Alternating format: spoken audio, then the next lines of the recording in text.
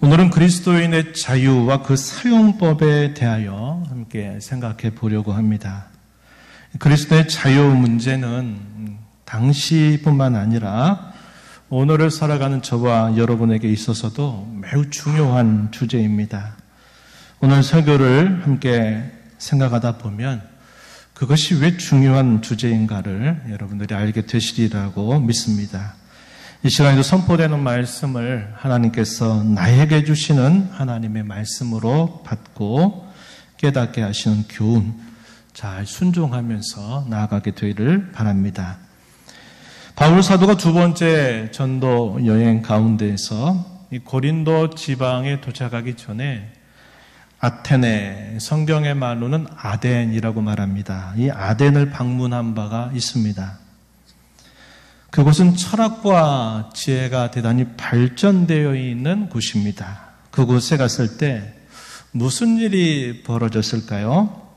사도행전 17장에서 이에 대한 기록을 우리에게 알려주고 있습니다. 사도행전 17장 16절로 18절 말씀 여러분 한번 보시면 이렇게 소개해 줍니다.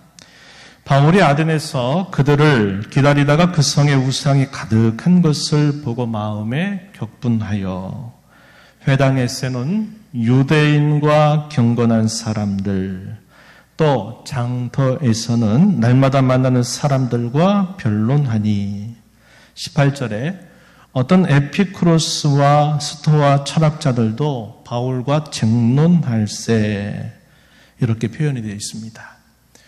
아테네 지역에 도착해서 바울은 그곳을 보면서 많은 충격을 받습니다. 무엇으로 먼저 충격을 받느냐? 우상이 곳곳마다 가득한 모습을 보고서 충격을 받고 이것이 그에게는 격분되는 상황을 가져다 준 겁니다. 회당이 있었어요. 유대인들은 이 회당이라고 하는 것을 중심으로 해서 회당 예배를 드려왔거든요. 그래서 이 회당에 찾아가서 바울 사도는 유대인들과 경건한 사람들, 어떤 사람들이냐면 이방인인데 하나님을 믿는 사람들이 여기 경건한 사람들이라고 말해요. 그들과 더불어 변론을 합니다. 사람들이 북적북적거리고 많이 모이는 곳 거리인데 특별히 그 거리 가운데서도 장터, 우리도 마찬가지죠. 명절을 세기 전에 장터를 찾아가면 사람들이 이곳저곳 모여와서 이야기를 많이 하죠.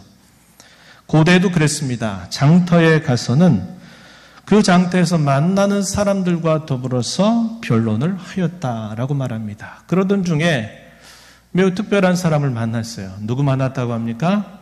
에피쿠로스와 스토아 철학자들도 바울을 만나게 됐어요. 바울은 그들에게도 여전히 동일한 말씀을 전달하고 예수는 믿을 것을 그들에게 촉구합니다. 그런데 이 철학자들의 반응은 보통 사람들의 반응과는 좀 다른 것이에요. 여기에 등장한 에피쿠로스와 스토아 철학자들은 당시 매우 유행했던 그런 철학자들이었습니다. 이들의 주장은 어떤 주장을 했냐면 같은 목적을 서로 추구는 하지만 그 추구하는 방법이 서로 반대였습니다. 목적은 무엇이었느냐? 어떻게 하면 우리가 이 세상을 살면서 행복하게 살 수 있는가 하는 것이 그 철학자들이 추구하는 공통적인 목표였습니다.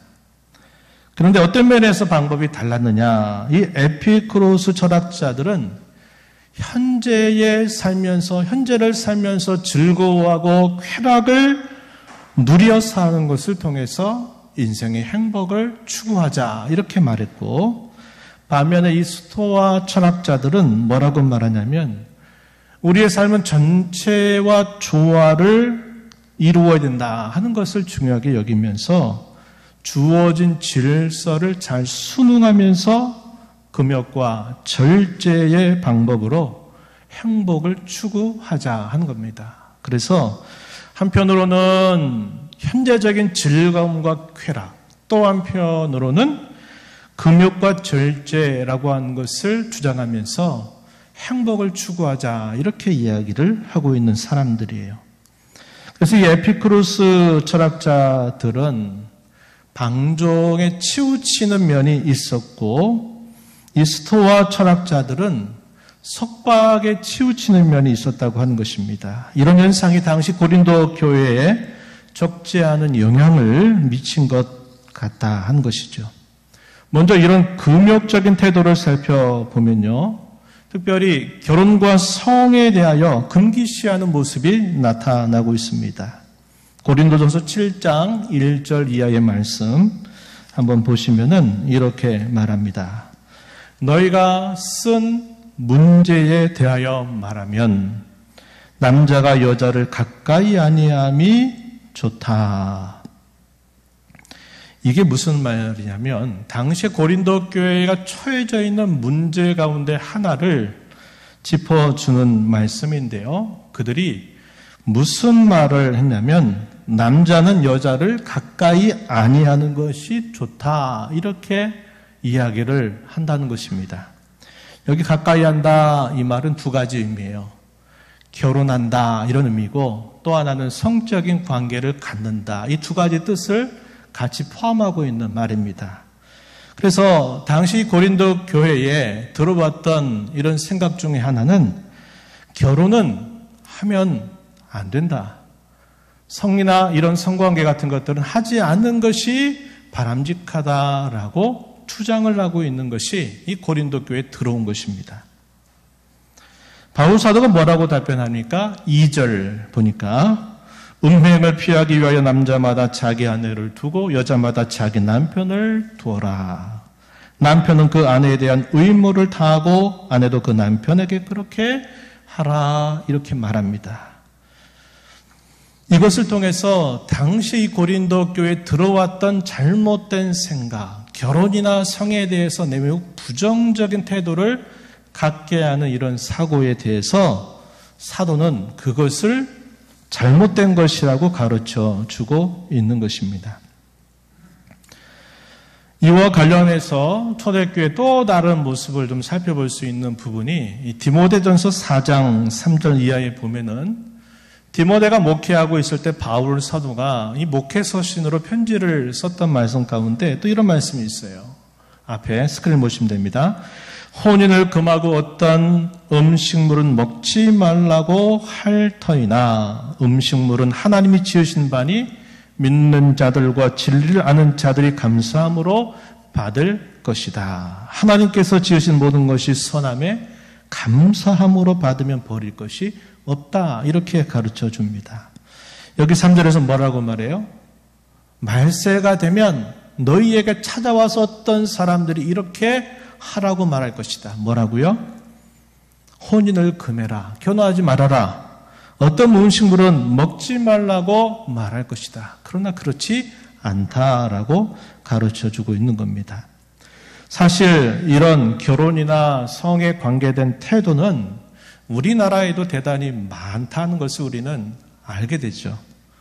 특히 유교적인 사고와 유교적인 전통을 가지고 있는 우리 대한민국 사람, 우리나라 사람들에게 있어서도 뭔가 거룩하고 뭔가 신학이 깊으면 결혼에 대해서도 별로 좋은 것처럼 생각 안 하고 독신으로 있어야 더 좋다 이런 생각이 있고 특별히 이런 성적인 관계에 대해서는 대단히 부정적이고 소극적인 태도를 갖게 했다는 겁니다. 이러한 영향들, 금욕적인 이런 주장들, 아까 말씀드렸듯이 이 스토아 철학을 가르쳤던 사람들은 이런 식의 태도를 가르쳤던 것이에요. 그것이 교회 안에 들어와 있었다 하는 겁니다. 다음으로 또 어떤 모습이 있었냐면 오히려 그와 반대로 방종적인 태도도 역시 이 고린도 교회에 영향을 미치고 있다는 것을 확인할 수 있어요. 그 대표적인 것들이 뭐냐면 음행과 그 음행에 대한 관용의 태도에서 나타나고 있는 부분입니다. 이 부분에 대해서는 고린도전서 10장 23절 말씀 우리가 함께 볼 수 있겠습니다. 9장 23절이 아니라 10장 23절이 오늘 우리가 읽은 본문입니다. 한번 보시죠. 모든 것이 가하나 모든 것이 유익한 것은 아니요 모든 것이 가하나 모든 것이 덕을 세우는 것은 아니다. 이렇게 말합니다. 이 말을 우리가 잘 읽어야 되는데 보세요. 모든 것이 가하다라는 말은 사도가 하는 말이 아니라 누가 하는 말이냐면 당시에 고린도 교회에 들어오고 있는 주장이었어요.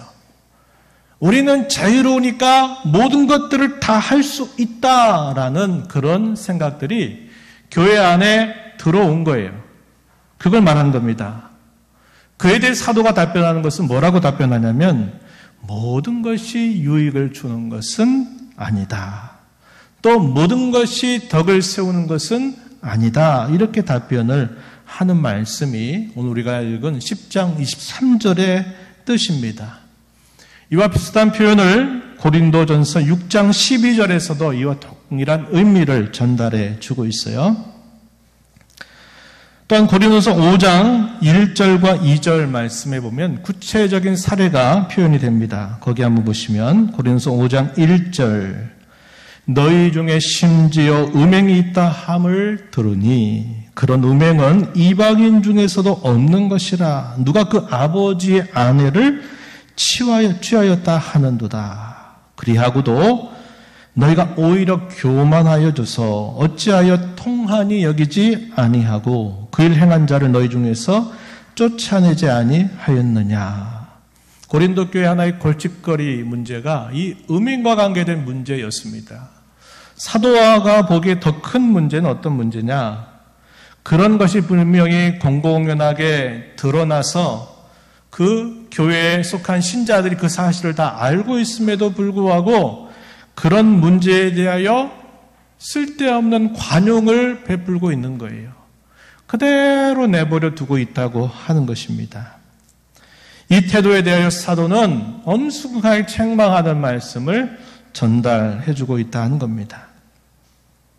고린도 지방에 살고 있었던 그 도시 사람들이 대단히 방탕한 사람들이 많았다. 그런 말씀을 지난주에 드렸어요. 그들이 복음을 받기 전에 교회 밖에서 그런 삶을 혹 살았다 하더라도 그들이 이제 그리스도의 복음을 믿고 신자가 되면 그런 사람들을 끊어버려야 되는데 그런 문제를 끊어버리지 못한 거죠. 이런 일이 발생된 겁니다. 근데 더 큰 문제는 그러한 공공연한 죄가 발견이 되고 드러났음에도 불구하고 그런 문제를 공적으로 다스리지를 않고 그대로 그것을 그대로 방치하고 있는 모습이었다고 하는 겁니다. 우리가 이걸 통해서 보면은 이상하죠. 한편으로는 금욕과 절제라고 하는 것을 말한 것들이 그들에게 영향을 미치고 또 한편으로는 지나치게 방종적인 태도가 역시 그들에게도 미치고 있다고 하는 것입니다. 여기 하나를 더 말하면 당시 우상의 제물에 대한 태도를 보게 되면 대단히 미신적인 것들이 많았다는 것을 우리가 알게 됩니다. 우상 제물을 먹어야 되는지 먹어서는 안 되는지 의견이 분분했습니다. 자, 우리 미신이라고 하는 말을 사용했는데 미신이라고 하는 말은 한자 말대로 그겁니다. 아직은 아니다 하는 미자, 신자는 신앙 혹은 믿는다 말할 때 그 신자입니다. 이 말은 아직 참 신앙에 이르지 못한 모든 것들을 두고 미신이라고 말할 수 있다 하는 겁니다. 해도 되는지 하면 안 되는지를 바르게 알지 못해서 당시 종교라든지 당시의 전통이나 관습에 매이는 모습을 말하는 것입니다. 이에 대하여 사도는 뭐라고 가르치고 있을까요? 고린도전서 8장 1절 말씀 한번 보시면은 이렇게 말합니다. 우상의 제물에 대하여는 우리가 다 지식이 있는 줄을 아나 지식은 교만하게 하며 사랑은 덕을 세우나니. 여기서 말하는 지식 어떤 주장이냐면 또 그렇게 말하는 거예요. 야, 우상의 제물에 대해서 우리 이미 다 그거 다 알고 있다라고 말하는 거예요. 그러면서 알고 있으니 문제될 거 아무것도 없다 이렇게 여기는 것입니다. 이것도 역시 당시 고린도 교회에 들어온 또 하나의 생각이에요. 그런 주장이에요. 우린 다 알고 있으니까 이런 문제 아무렇지도 않아 이렇게 생각하는 태도를 말하는 것입니다. 그래서 바울 사도는 우상이 뭐고 우상의 제물이 뭔가를 바르게 제시한 다음에 고린도서 8장 7절 말씀에 가서는 이렇게 말합니다. 8장 7절에 그러나 이 지식은, 여기서 말하는 지식은 앞에서 말하는 좀 미신적인 지식이 아니라 올바른 지식을 말해요. 그러나 이 지식은 모든 사람에게 있는 것이 아니므로 어떤 이들은 지금까지 우상에 대한 습관이 있어 우상의 제물로 알고 먹는 고로 그들의 양심이 약하여지고 더러워졌다. 이렇게 말합니다. 또한 고린도서 10장, 오늘 우리가 읽은 본문 조금 뒤로 가서 보시면 10장 25절 이하에서 사도가 이 우상의 제물에 대하여 어떤 태도를 가져야 될까를 가르쳐 주는데요. 이렇게 말합니다. 무릇시장에서 파는 것은 양심을 위하여 묻지 말고 먹으라. 이는 땅과 거기 충만한 것이 주의 것이다. 불신자 중 누가 너희를 청할 때 너희가 가고자 하거든 너희 앞에 차려 놓은 것은 무엇이든지 양심을 위하여 묻지 말고 먹으라. 무슨 말입니까? 이거 제사 음식이냐고 아니냐고 일부러 물어보고 하지 말라는 거예요. 그냥 누가 여러분을 초대해서 음식을 제공하면 그것이 우상에게 제사를 드리고 온 건지 아닌 건지를 가리지 말고 그냥 먹으라는 거예요. 누가 너에게 이것이 제물이라고 말하거든 알게 한 자와 그 양심을 위해서는 먹지 말라. 사람들이 시험하죠. 야, 그거는 우리가 섬기는 신들에게 제사 드리고 나온 음식인데 너 그 음식 먹을래? 라고 만약에 공공연하게 얘기한 다음에 그 음식을 제시하거들랑 어떻게 하라고요? 먹으래요? 먹지 말래요? 먹지 말라고 그러는 거예요. 왜 그럴까요? 그것을 하나의 올무 시험거리로 삼아서 비방할 수 있기 때문에 그래요. 이게 무슨 말입니까? 결국은 사도가 말하는 것은 제사를 드리고 나온 우상의 제물이든 먹으나 먹지 아니나 그건 중요한 게 아니다라고 얘기하는 거예요. 그런데 당시 사람들은 이것은 절대로 먹으면 안 된다 또 이렇게 말하면서 또 연약한 사람들, 다시 말해서 올바른 지식이 없는 사람들, 그거 먹으면 안 되는데 그러면 우리도 그 우상처럼 뭔가 닮아가는 거 아닌가 이렇게 불안해하는 사람들에게 그걸 먹게 만들면 내가 이거 어떻게 하지? 이거 큰일 나겠는데 이렇게 먹으면 실제로 그의 마음이 연약하니까 그것 때문에 그 사람이 큰 문제가 생겨요. 그런 일이 있기 때문에 사도는 이 우상의 제물에 관하여서 미신적인 이런 태도를 버리라는 거예요. 이 미신을 벗어나려면 어떻게 합니까? 하나님의 말씀이 무엇을 정확하게 가르치는지를 알면 미신에 빠지지 않는 거예요. 그리고 자유로울 수 있어요. 그러나 이것을 모르는 사람은 매여 있는 거예요. 조상들에게 제사 드리지 않으면 해를 당한다고 하는 생각이 우리나라 사람들에게 많아요. 조상에 대한 공경을 가지고 명절날 제사 드리는 사람도 물론 있겠죠. 그러나 제사하지 않으면 집안에 무슨 애군이 낀다, 문제가 생긴다 하는 생각을 미신적으로 믿는 것 때문에 제사를 포기하지 못하는 일들이 너무나 많아요. 안 그럽니까? 제가 이 명절 맞기 전에 이미 다 가족들이 예수 믿는 사람들은 뭐 문제가 안 되겠지만 저 자신도 목사가 되기 전 저희 가족들이 믿지 않는 가족들 가운데 있었기 때문에 이 제사 문제가 굉장히 괴로운 문제였어요. 여러분들 가운데 또 그런 일이 있습니다. 그래서 기도하라고. 그리고 오늘도 대표 기도를 하면서도 그런 기도를 드렸어요. 어떤 생각 가지고 있는 겁니까? 그거 안 하면 안 된다고 생각하는 거예요. 특별히 이런 제사와 관계된 이런 문제라든지 여러 가지 이런 문제들이 얽혀 있고 사람이 죽으면 성경은 말하기를 낙원 아니면 지옥이에요. 그런데 사람들은 어떤 생각합니까?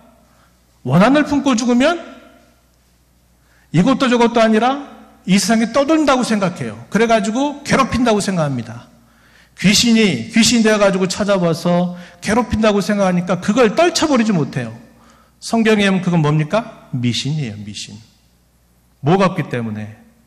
올바른 지식이 없으니까 거기에 매여서 버리지도 못하고 안 할 수도 없고 거기에 매여서 살아가는 거예요. 그걸 지금 말하고 있는 것입니다. 우리가 지금까지 살펴본 이 세 가지 경우, 굴욕적인 태도라든지 방동적인 태도나 미신적인 태도는 고린도 교회가 맞닥뜨리고 있는 문제였는데, 모든 이런 문제들은 결국은 자유라고 하는 것을 잘못 사용한 문제, 즉 자유의 오용의 문제로 요약될 수 있다고 하는 것입니다. 그럼 이제 중심 주제로 한번 들어가 보겠습니다. 구원받은 신자에게는 자유가 주어진다라고 성경이 약속합니다. 요한복음 8장 32절에 진리를 알지니 진리가 너희를 자유롭게 하리라, 이런 말씀을 하신 바 있어요. 그리스도 안에 있는 사람들에게 주어지는 자유가 무엇일까요? 저는 세 가지로 생각해 보기를 원합니다. 대단히 중요한 것입니다. 여러분 집중해서 이 말씀을 좀 살펴보시기 바랍니다. 첫 번째는 율법의 형벌과 요구로부터 자유롭게 되었다고 하는 것입니다. 율법을 지키라고 하는 것은 모든 사람에게 하나님이 요구하시는 바입니다. 율법은 그 내용으로 나눠볼 때 세 가지가 있다고 해요. 어떤 내용이 있느냐? 하나는 도덕법이 있어요. 도덕법. 우리가 윤리적으로 도덕적으로 반드시 지켜야만 되는 법이 있다. 두 번째는 제사법이 있어요. 레위기에 이 내용들이 많이 기록되죠. 세 번째는 사람들 사이에 지켜야 될 법이 있어요. 이걸 시민법이라고 말합니다. 이런 세 가지 법이 있는데 특별히 그 중에서도 이 도덕법의 경우는 더욱더 그러하다 하는 겁니다. 그것을 지키지 못하게 되면 뭐가 따를까요? 형벌이 따른다는 겁니다. 그래서 지키라고 하는 거예요. 이것을 두고 성경은 뭐라고 말하냐면 율법의 멍에라고 부릅니다. 율법의 멍에 들어보셨죠? 이걸 율법의 멍에라고 그래요. 왜 율법의 멍에입니까? 율법을 지켜라! 계속 요구하는 거예요. 지키지 못하면 형벌이 따른다. 벌받아라 하는 거예요. 지켜라, 벌받아라 하는 것이 계속적으로 요구하고 있는 거예요. 그러면 두 가지 요구를 받는 거죠. 지켜라. 지켜 살아라. 두 번째는 너 못 지켰으니까 너 벌받아야 된다라는 것이 항상 우리 사람의 마음속에 자리 잡게 되는 거예요. 이걸 두고 율법의 멍에라고 부릅니다. 이 율법의 멍에로부터 자유로운 사람은 단 한 사람도 없어요. 그런데 예수님을 믿음으로 의롭게 된 저와 여러분은 이 율법의 형벌, 지키지 못해서 받아야 될 벌로부터 자유롭게 됐어요.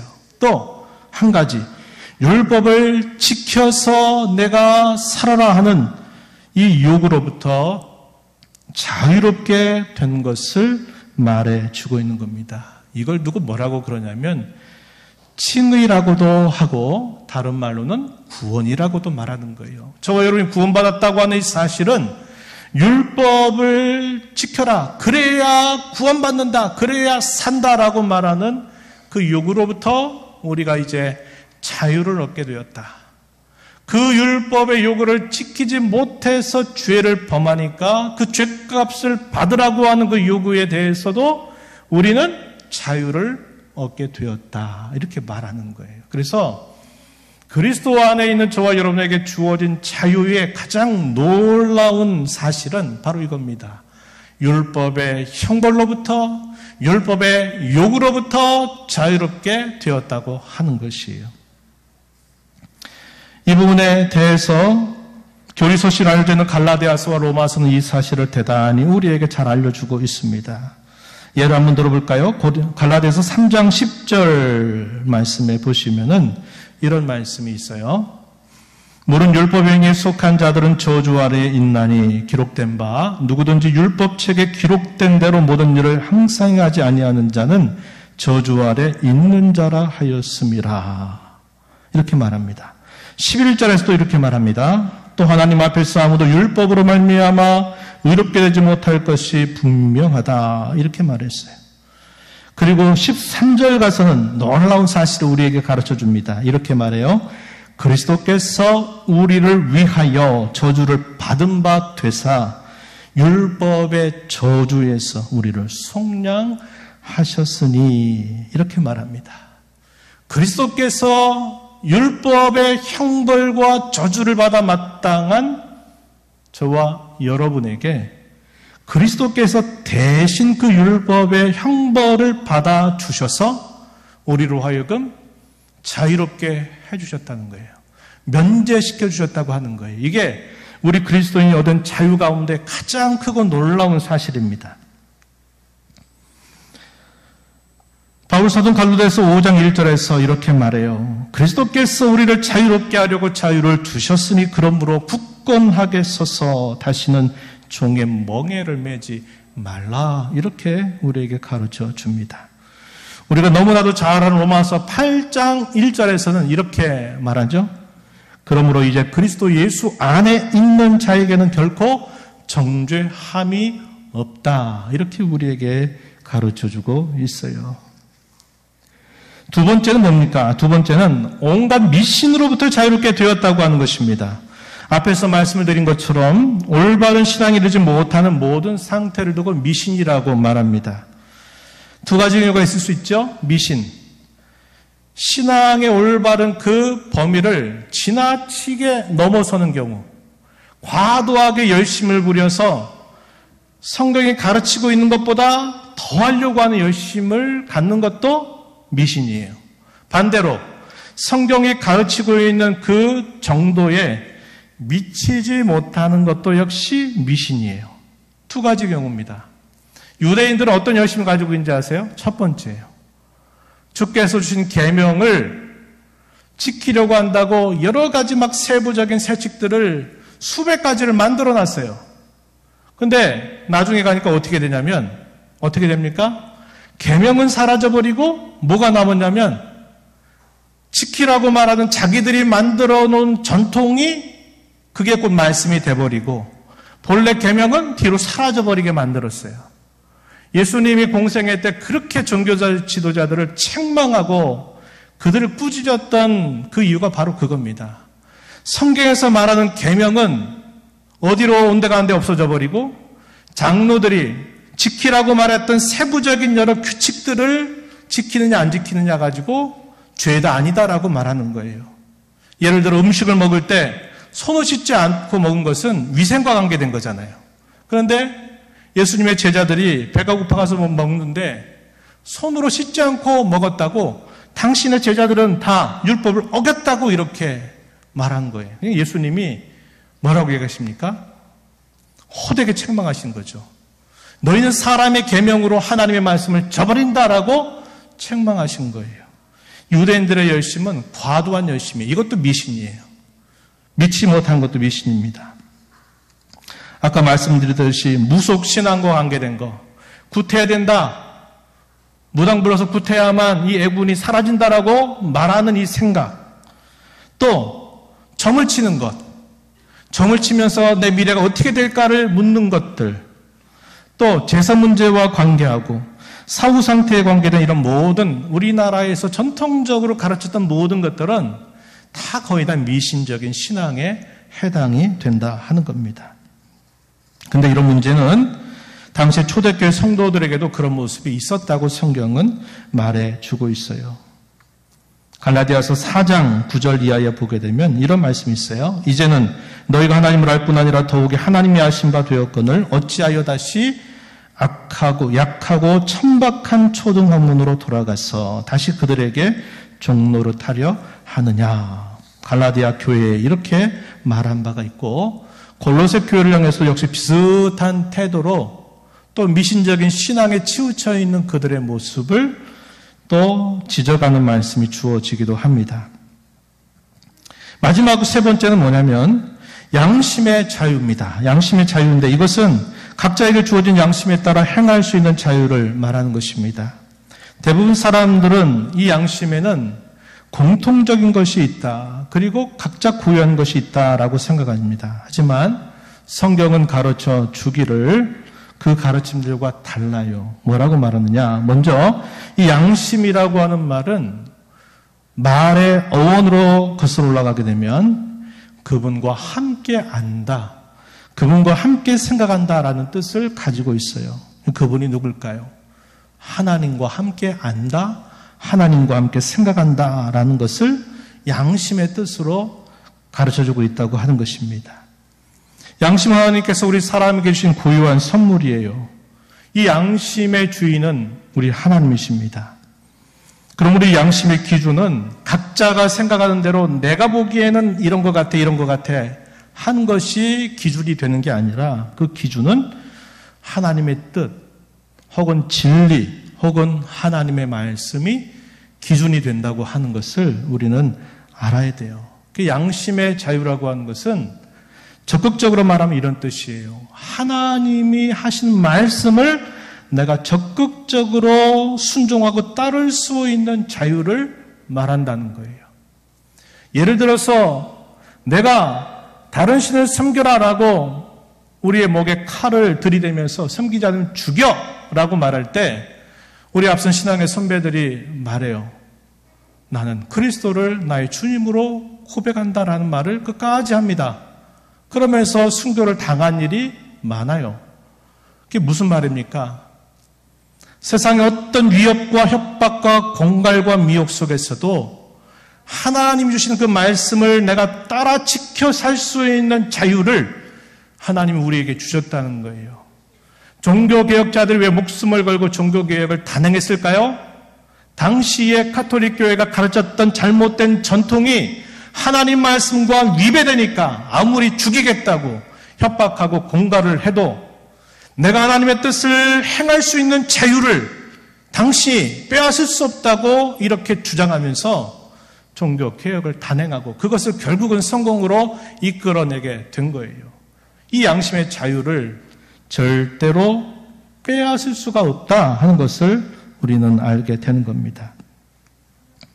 야고보서 4장 12절 말씀에 입법자와 재판관은 오직 한 분이시다라고 우리에게 가르쳐 줍니다.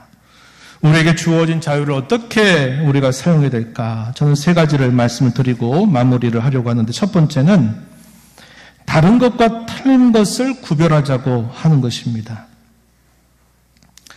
다른 것을 틀린 것으로 생각할 때가 우리 참 많아요. 다른 것은 인정해 줘야 돼요. 나는 이러하고 저 사람은 저러하다 하는 것은 다른 문제예요. 틀린 게 아니에요. 고린도서 7장 7절 말씀에 보면은 이렇게 말합니다. 나는 모든 사람이 나와 같기를 원하노라. 그러나 각각 하나님께 받은 자기 은사가 있으니 이 사람은 이러하고 저 사람은 저러하니라. 이 사람은 이러하고 저 사람은 저러하다. 이 말씀 꼭 기억하세요. 교회 가운데서 어떤 일들을 하다가 나하고 생각이 달라요. 나하고 생각이 다르면 틀린 겁니까? 틀린 거 아니에요. 다른 거예요. 그럴 때는 서로 잘 협의하고 서로 의견을 모아서 어떤 일을 처리해가면 돼요. 내가 내 주장이 맞다고 주장하면서 내 주장을 따르지 않는 사람을 마치 잘못한 것처럼 여기는 것은 잘못된 것이다 하는 것입니다. 우리가 왜 차별금지법이나 인권조례 같은 이런 규정들을 우리가 왜 반대하는 겁니까? 그들의 주장은 다른 것을 틀린 것이라고 말하는 거예요. 남자와 여자가 구별되었고 남자 역할과 여자 역할이 있다는 것을 성경에 구별해 놓은 것을 두고 뭐라고 얘기하냐면 그건 틀린 거다. 그건 차별을 하는 것이다. 그러니 금지해야 된다라고 말하면서 그걸 입법화하려고 하는 거예요. 법으로 만들려고 하는 거예요. 우린 그걸 반대하는 겁니다. 뭘 잘못하고 있는 거예요? 다른 것을 틀린 것이라고 말하기 때문에 그게 잘못됐다고 하는 거예요. 두 번째는 다른 사람의 양심을 훼손시키지 않도록 조심해야만 된다 하는 겁니다. 이걸 두고 성경은 뭐라고 말하냐면 형제를 실족하게 하는 것이다 라고 이렇게 말하고 있어요. 나의 자유가 다른 사람의 자유를 결코 훼손하면 안 된다 하는 것입니다. 마지막 세 번째로 더 나아가서 자유를 바르게 사용하는 방법, 그것을 여러분들에게 소개를 해드리고 마무리합니다.